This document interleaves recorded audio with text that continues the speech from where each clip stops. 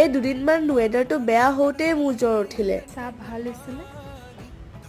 আৰু সেইটো কাৰণে ৰাতিপুৱাই বিশাখাই মোৰ কাৰণে চাহ আৰু মেগী বনাই আনিছে। আৰু চাহ তাহ খাইতো মই শুইয়ে থাকিলো, তাই আকৌ বজাৰ পালেগৈ আৰু বজাৰ লগতে মোৰ কাৰণে আকৌ ORS এটাও লৈ আহিছে তাই। দুপৰীয়াটো নুঠা কাৰণে তাইও একো নবনালে আৰু নেখালে। সেইটো কাৰণে যি বজাৰ আনিছিলে ইভিনিঙে ষ্টাৰ্ট কৰিছে বনাবলৈ। আমি ভাবিছিলো আজি আমি পনীৰ খাম, কিন্তু মোৰ জ্বৰ হোৱা কাৰণে তাই আজি স্পেচিয়েল ফিল কৰাবৰ কাৰণে কি বনাইছে?